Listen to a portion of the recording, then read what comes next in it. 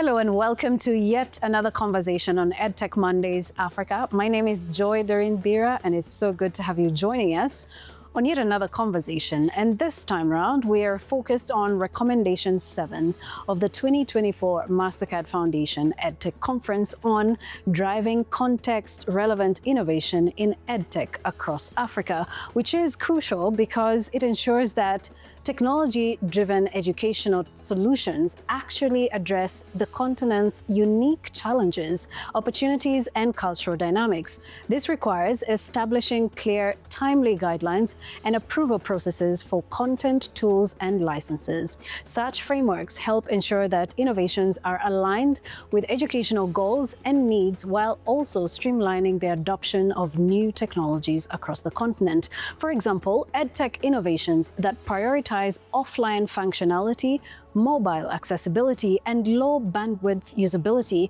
can make a significant impact in areas where traditional online education models aren't feasible.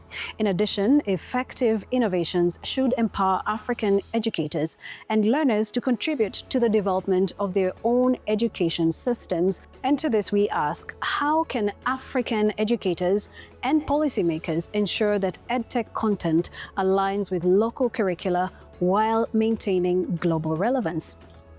Our panelists for this discussion are Maimouna Dehote, who is the Technical Advisor to the Minister of National Education, Ministry of Education in Senegal, James Onganga, Founder and CEO, Loho Learning in Kenya, and Caleb Fuga, who is the Chief Business Development Officer at Dext Technologies in Ghana. Thank you all so much for joining us. And the first question I would like to pose to us all is, how can we balance innovative approaches in content creation with traditional teaching methodologies that are still widely used across the board? I think one of the key critical things is that we ensure that the technology is being used within classroom. That allows us to have the teacher at the center of it and the learners. And at each iteration, we are ensuring that the technology gets better and better.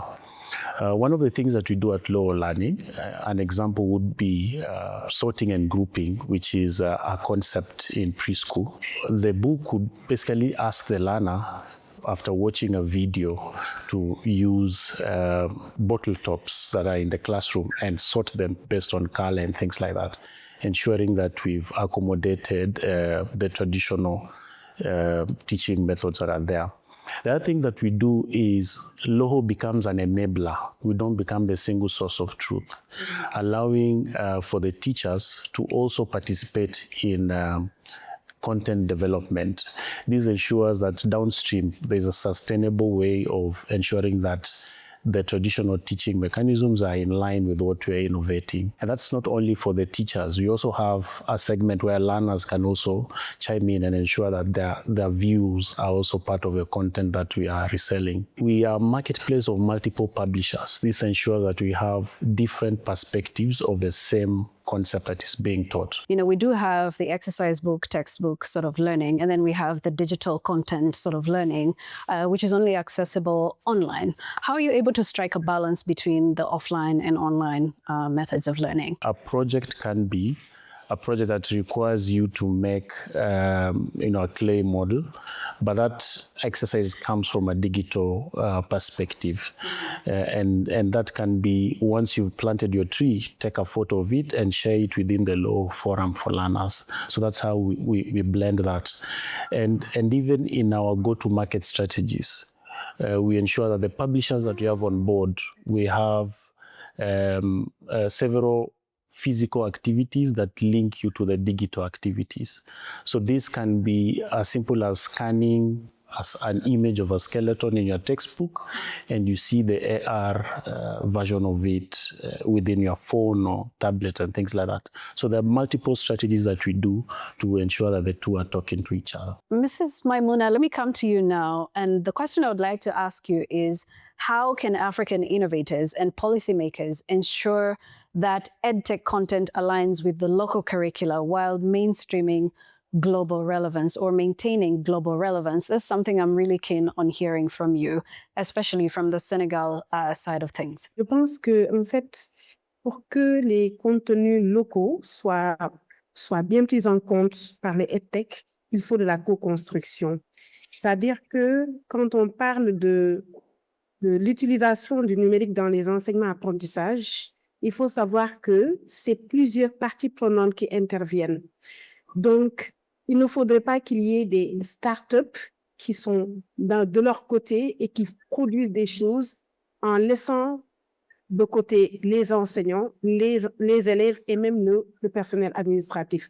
Si nous prenons le cas du Sénégal, les contenus, même en physique, même en présentiel, sont bien réglementés.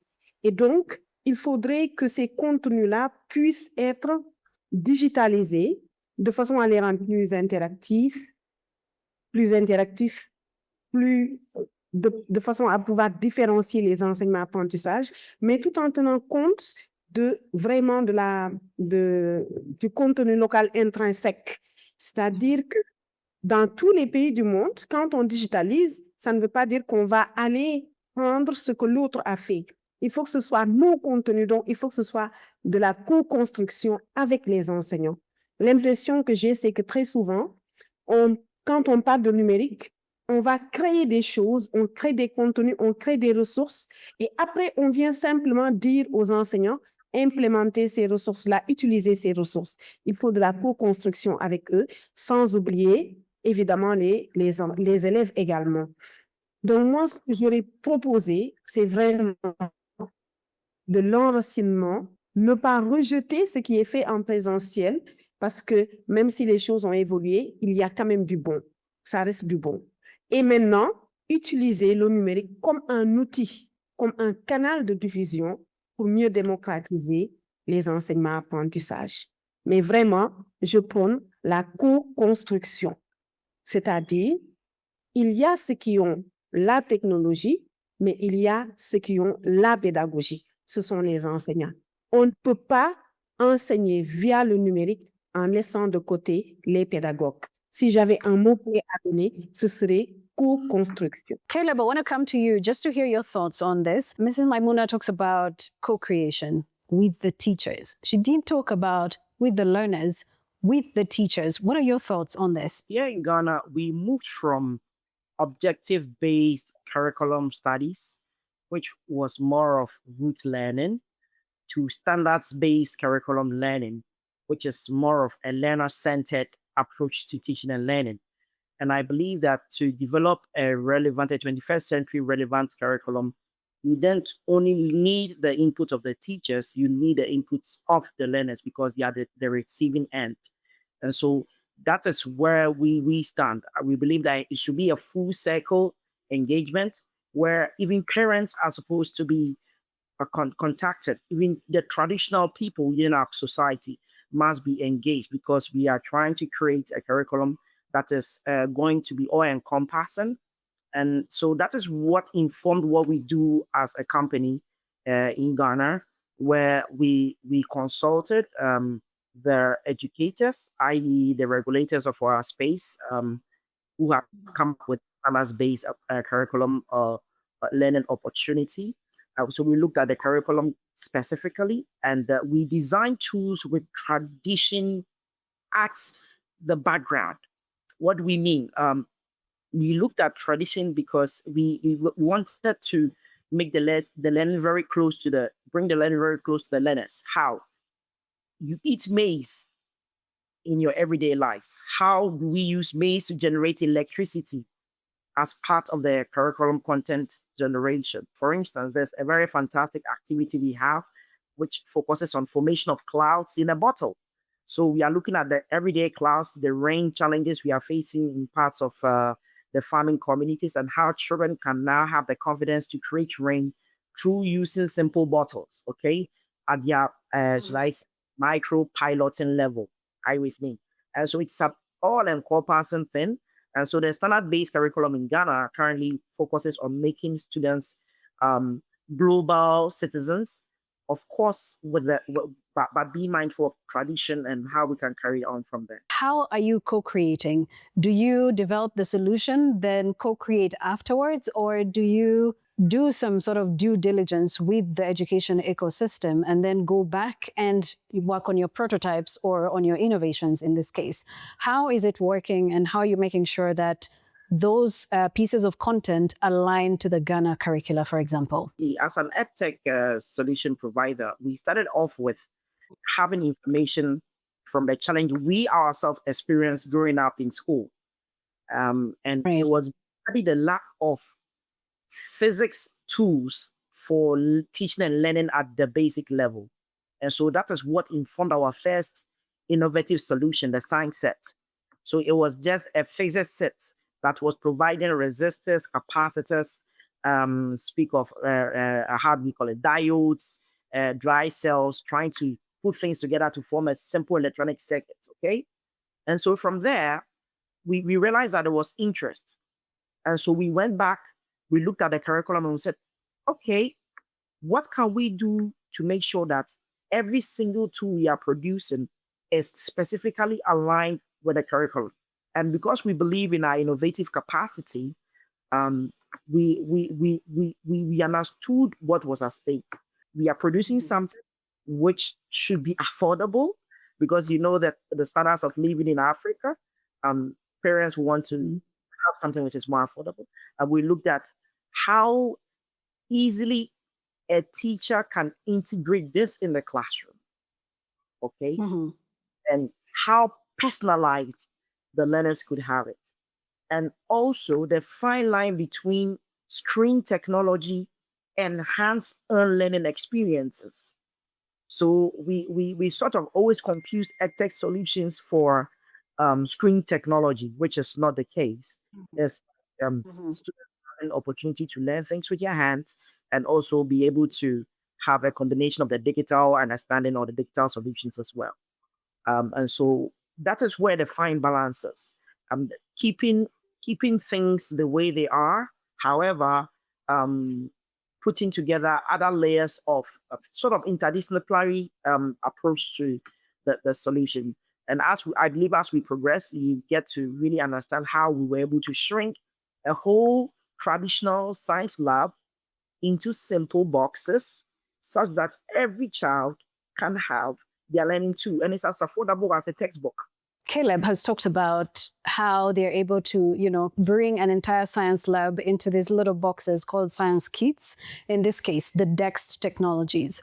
How are you able to do the same? If you could just walk us through step by step on how you're able to make sure there's a balance between the local content that's created and how you're able to mount that onto your online versions of the innovation. We look at what do we need to innovate fast, because the spectrum is quite long, and we don't want to replicate what is working well within the traditional methods.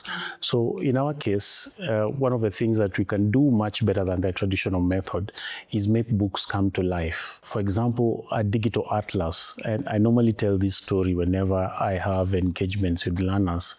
I come from the eastern side of Kenya, which is Kisumu, and I always thinking of when can I go to Mombasa when I was much younger in grade 8 or class 8. And whenever we go to class 8, we used to have an annual trip to Mombasa. And when it got to my ear, we were not able to go to for some reason, I can't remember. And I was very devastated. So when building up the atlas, we ensure that every county in Kenya has a video element to it, so that a learner like myself in grade 8 or grade 6 can now start imagining how Mombasa looks like, how Nairobi, the capital, looks like, how Garissa looks like. So there are those multimedia content that we do better than traditional teaching methods that aid the teacher. There is no better way for a teacher to express to a learner how the coastal environment looks like without a video. So that ensures that we know where to bring in our innovation. So an example, similar to what the DESK technology are doing, most Kenyans who go through high school education, they don't get a one-on-one time to do the experiments because it's too expensive. The labs are few and things like that. So one of the innovations that we worked on first was how do we have a virtual STEM lab, where you can do your practicals at home with your low bandwidth phone or your low bandwidth tablet and things like that, to ensure that you can start doing those experiments and you understand the process. When you get to the national examination, you basically already have the concepts in place. So back to the process. So what we do is we ensure that we look at the spectrum, pick areas that we can do better with digital technology, and work on those first. In special needs education, for example, we work with KISE, Kenya Special Needs Institute of Special Needs. Yeah. And if you look at the Braille books that they have, they're quite voluminous. A small piece of textbook is quite a huge. So when we are thinking of technology, that is a first touch to resolve that issue by using digital orbit readers, for example. With digital orbit readers, the voluminous content is broken down into a very small piece of gadget, and they can have a lot of information in that one piece of gadget. Of course, it's offline and things like that. Maimuna, I'm coming back to you because based off of what Caleb and James have just told us, there seems to be a lot of co-creation already happening. But I want to hear from you. What are some of the strategies that can be employed to promote inclusivity in digital learning content for students, for example, or learners with disabilities in Senegal and anywhere else across the continent? Je pense que déjà, pour qu'on puisse aller vers l'inclusion, ce qu'il faudrait, c'est que tous ceux qui travaillent dans la technologie pour l'éducation tiennent en compte l'accessibilité. Il faut que les plateformes, les sites web soient accessibles, c'est-à-dire que l'accessibilité soit inclue dans le développement avant même qu'on pense à eux dès le départ, en prenant l'accessibilité sur les plateformes. Ça, c'est un point. Le deuxième point, c'est par rapport aux équipements. C'est-à-dire que pour les personnes en situation de handicap, on ne peut pas leur donner n'importe quel équipement. Très souvent, quand on achète un équipement pour une école, on achète des ordinateurs, des tablettes, mais sans tenir compte de cette accessibilité-là à l'outil pour la personne handicapée, que ce soit un handicap physique, que ce soit un handicap visuel, que ce soit un handicap auditif, ils ont besoin de matériel spécifique. Donc, dans la dotation en équipement, il faudrait tenir compte également de ces spécificités-là pour les personnes en situation de handicap. C'est la même chose en termes de formation. Quand je dis en termes de formation, non seulement pour les apprenants, mais également pour les enseignants. Parce que si je suis enseignante et que on me donne du matériel, on me demande de faire des cours en ligne pour des personnes en situation de handicap, si moi, je n'ai pas été formée sur ce volet inclusion, je pourrais éventuellement ne pas savoir que je dois changer de méthode quand je m'adresse à des personnes à besoins spécifiques. Donc, il faudrait, pour résumer, tenir compte de ces spécificités, de ces besoins spécifiques pour ces personnes-là en situation de handicap. Et surtout, ce que j'ai remarqué, c'est que très souvent, les gens, ils pensent handicap physique, mais ils oublient les autres types de handicap. Ce qu'il faudrait, c'est tenir compte de tous les types de handicap pour vraiment être inclusif. Et dans la formation des personnes qui doivent encadrer ces personnes en situation de handicap, tenir compte de leur formation. Voilà ce que j'aurais moi suggéré aux décideurs, ce que j'aurais suggéré aux encadreurs. Et pour revenir un peu sur la question des contenus locaux, justement, dans les curricula, dans l'élaboration des curricula, intégrer le numérique en amont et non pas faire les curricula d'abord et ensuite penser au numérique. Caleb, I want to come to you just based off of that. Do you think that your solution, in this case, bringing your science lab into a DEX kit, does it take care of learners, say, in marginalized areas or learners with disabilities in this case? Because James talked about how they're able to create digital content for learners with disabilities. Is it the same thing with you? How are you able to make that correlation, especially for learners who cannot afford? I know you said that the kit is the price of a textbook, but let's talk about the learners in marginalized communities or learners living and learning with disabilities. How's that working for you? We have cascade category of inclusive approaches we have inculcated in the tool that we call the tech science set. The first and foremost one is it takes care of children. I be very careful when I speak about these things because they are children first or they are learners first. So learners with hearing disabilities, okay? And so because these are physical, tangible materials, they can feel it. Now we are putting together the human digestive system, okay? So every child can have it, feel it, touch it, and then use it, okay? Even students with sight problems can still um, feel the shape of the human digestive system because of the way it is personalized, and they can take it in and out of the classroom. That's one thing. Number two is that because it does not require electricity, all you need is just a table and a trained teacher. The farthest you could go is when you have access to internet and you want to self learn, you use YouTube to access the videos. Okay, so it is designed to be kept at that level where students can now develop the confidence and interest, underlying interest in the pursuing of science, technology, engineering, and mathematics in a not too distant future. The number three thing to look at is assessment. Students get to pay attention to the things that they are assessed on with. Okay. Now, how does assessment improve inclusivity? They are learners who learn with their hands. Others have brain power. In this instance, our set sort of helps students who have brain power to do better, and students who learn with their hands to do better. And so, if they are going to be assessed, we don't only assess them based on their brain powers that they have, but on their ability to use their hands.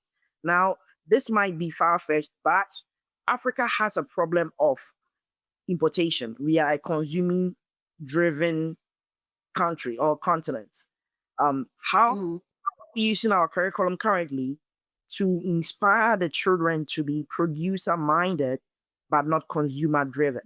Okay. And so when we speak about inclusivity, we look at it in a whole lot of spectrum, as my brother James would want to say. And speaking of the fact that we are heavily a continent that consumes external content, what foundational technology policies do you think need to be in place to make sure that we have equitable access to these digital learning tools that we are coming up with, that we are innovating, and that our governments might be a little bit slow to embracing, but are getting there? It's very important that the MasterCard Foundation, helping us at our level, also need to educate governments for them to understand the changing trends of education in the 21st century. What that means is that we could use EdTech solutions not to only solve educational problems,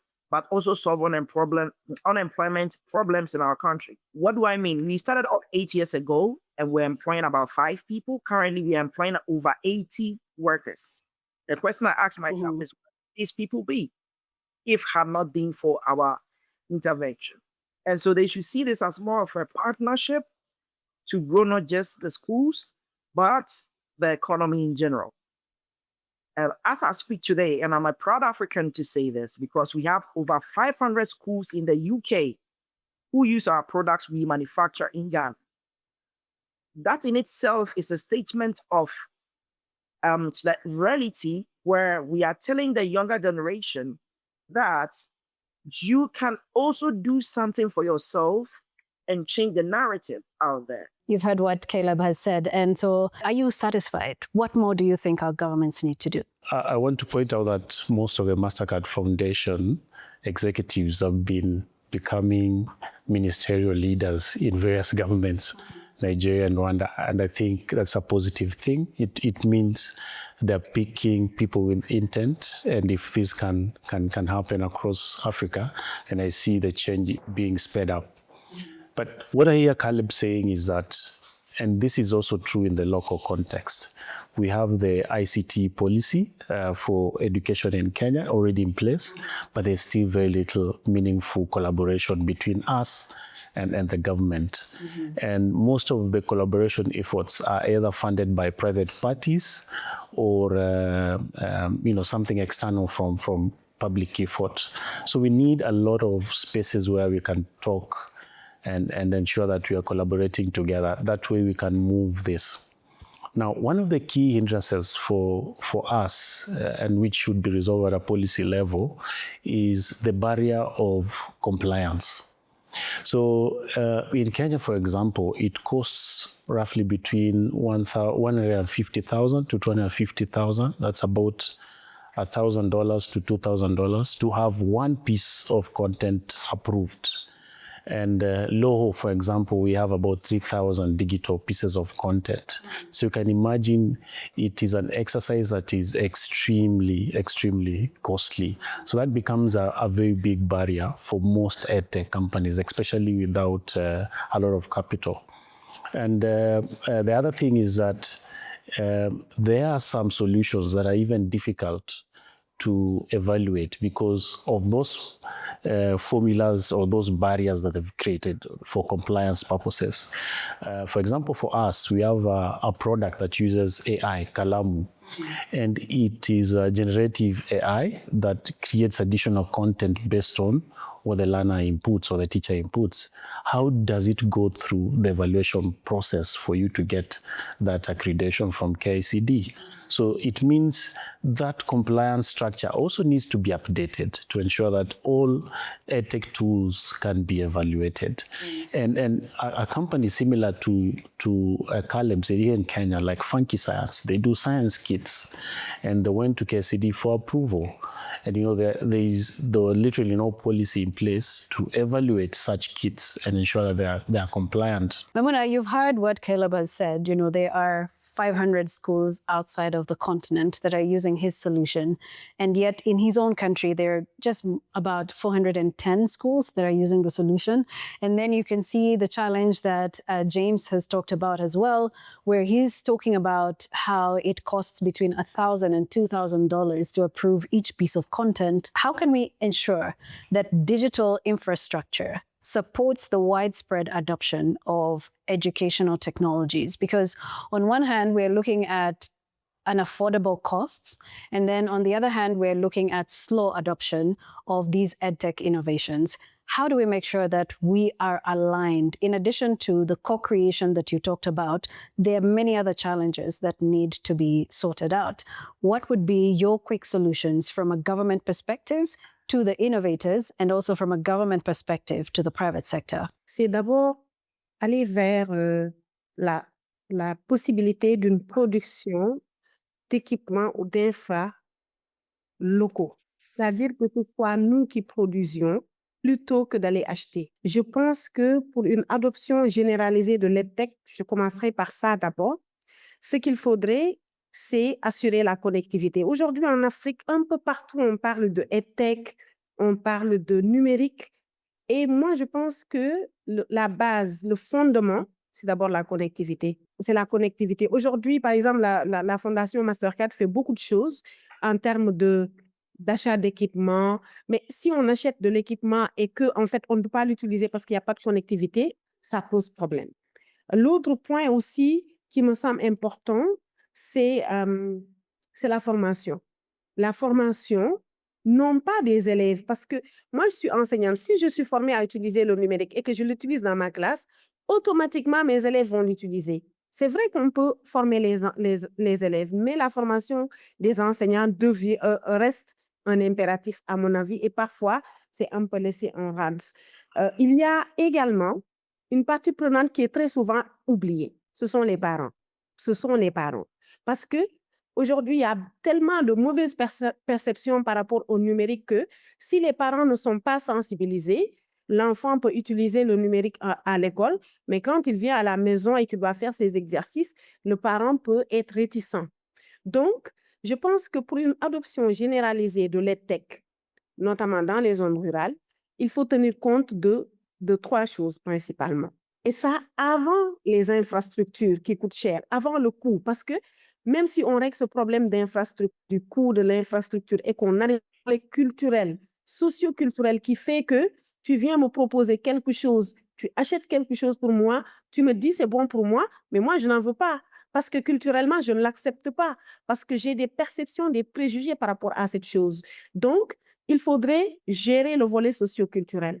Parce que c'est une nouvelle, c'est quelque chose de tout à fait nouveau. On demande aux parents, aux enseignants de sortir de leur zone de confort. Il faut vraiment tenir compte de ça.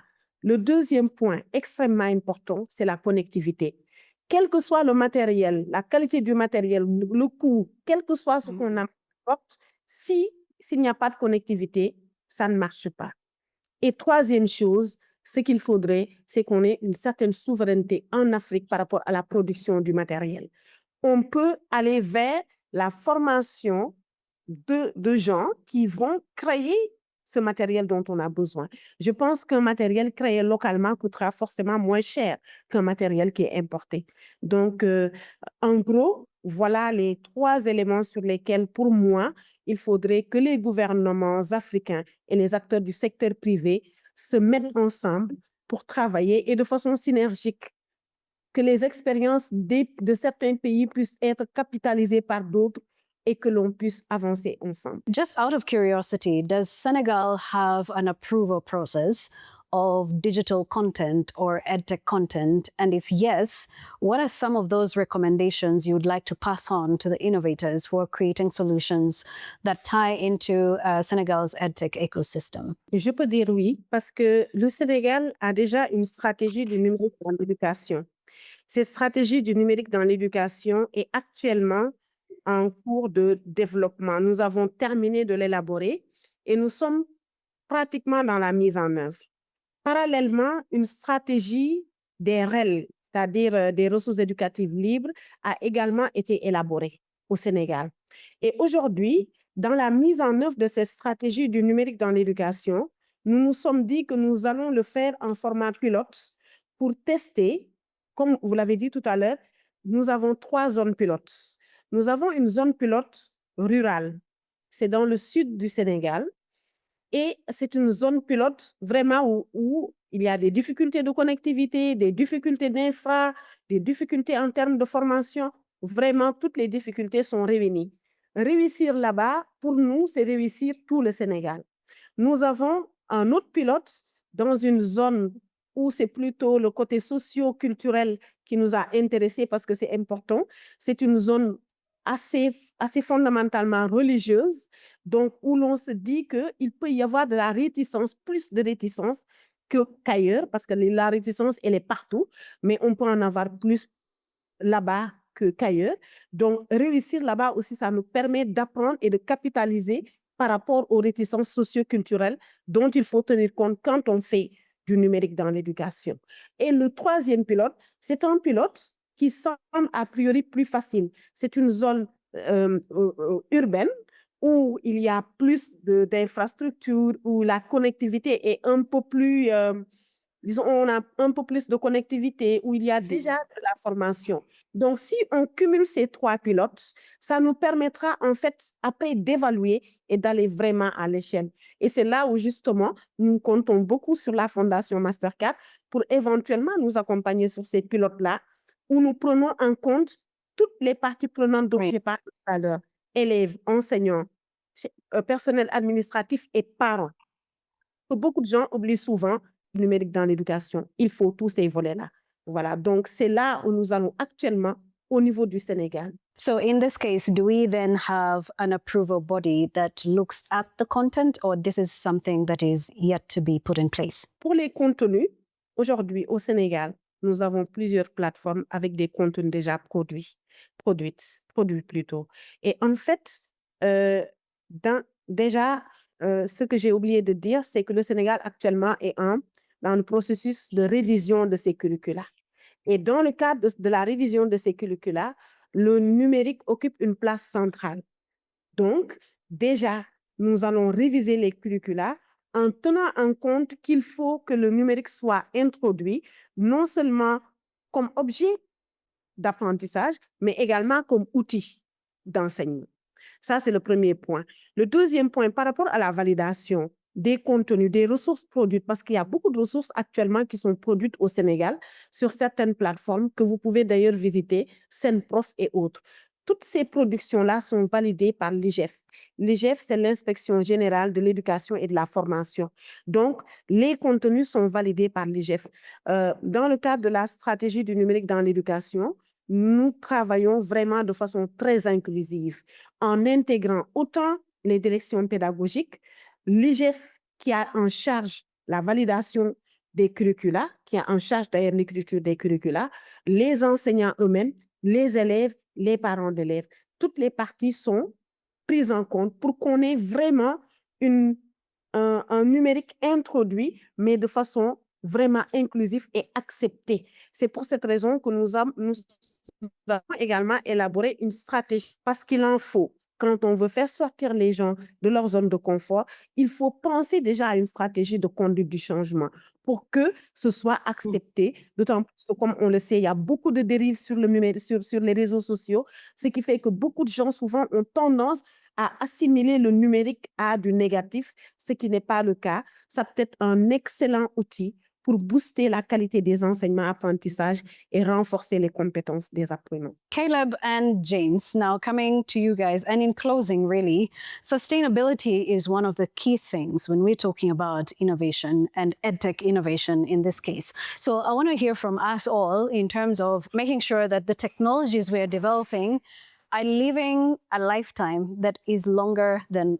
what we see most innovations doing. You know, they want to put out a product, put it out there in the market, test it out. If it fails, they move on, create another one. Maybe the government has just approved one piece of content and then it doesn't have a life of its own. How do we make sure that our technologies or our innovations are sustainable, are affordable, and also accessible? I will respond in two ways. Internally, what we can do as entrepreneurs, and externally, what support we require. Internally, I think the most important thing, this was mentioned much earlier on, when designing this product, there needs to be universal design languages in place to ensure that we are developing a product for everyone. So we bring everyone on board. And what that simply means is that we are talking about affordability. This is a product that everyone can at least afford. Secondly, there is inclusivity, so ensuring that everyone is brought on board. And then the third one basically is accessibility. And here we are talking about offline, fast, and hybrid scenarios. So when you have these principles on the onset, you already have the sustainability already in play. What we do over on top of that is ensure that you have the teacher at the center of it. The teacher is a doctor. So you want the teacher to give you as much feedback as possible, but don't forget the learner. The learner is the user. So ensure that you have elements that will ensure that there is engagement. So gamification, dashboard, and things like that. The funder is the parent. So they need to be, part of parcel, the main stakeholders also as well. So we need to ensure that the cost is right. That's normally one of the key things for the parent. And the other one is the parent wants to know how is the learner performing. So link your product to outcomes and you'll win the parents. And of course, the big brother, the government, they want to ensure that whatever you're doing is in line with their policies, so curriculum aligned. Externally, one of the key important things, so education is a public good. An example in Kenya, it's estimated that we have around 15 million learners, out of which about, I would say, 3 million are in private schools. So if you don't have a government as one of your key customers, you're playing in a very small league, the 3 million league. You're out of the 12 million. We need the government to either offer subsidies for the schools that they sponsor to afford, or offer capitation for these schools to decide which EdTech technology they want to buy. And this is very critical. So this ensures that LOHO is now playing in the entire 15 million pool. And that will be very key for sustainability. So we don't produce elitist products, we produce a product that everyone can consume. Caleb, what more do you have to add to what James has said? The moment you stop creating, you begin to die as an innovative company. And so you have to understand the space in which you are operating, where curricula can be changed at any time. And so you need to also project and understand that you have to be able to pivot at any point in time as an EdTech solution provider. And so we understand that local governments can different policies, different thinking. And so if you're an EdTech solution provider, you must have your systems to be able to be sustainable. Also, don't treat government as your savior. If your solution works, the private sector players would come for them. And so I would advise that as EdTech solution providers, let's focus on the private sector. I mean, when we keep hitting and keep doing the right thing, and of course, we mount a strong EdTech solution leadership, we would definitely one day get government to support us one way or the other in terms of being a big buyer. And don't only look into your small, limited economy, but let me just take this opportunity to throw more emphasis on what EdTech solutions are. It is not screen solutions. I want to reiterate. EdTech solutions are not screen solutions. You require advanced technology tools to create simple tools that will help learners engage practically. So what problems are we trying to solve? We are trying to solve the soft skills regarding creativity, innovative, communication. Those are the foundational or fundamentals of skills that we are looking at. And then at the core of it, students should be able to have fun while learning science. But we want to also say that enough of the talk, let's get boots on the ground, and then let's start implementations. For me, I think I mentioned earlier, one of my core objectives is to change the way we assess learners in our part of the continent. Right from the basic school, we know that there's a problem that we are a consuming-driven continent. How do we prepare the younger generation with the mindset of being a producer-minded generation? Maimuna, I'm giving you the last word.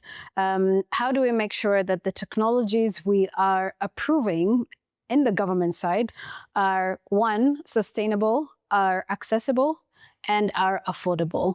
What would you recommend be done for this to happen? Alors, je pense que ce qu'il faudrait, en tout cas pour ce qui est du Sénégal, c'est déjà, nous avons l'avantage d'avoir une stratégie écrite, élaborée, validée, et que nous sommes actuellement dans une dynamique de mettre en œuvre, en tenant en compte tous les paramètres dont on a parlé tout à l'heure, connectivité, équipement, formation, sensibilisation.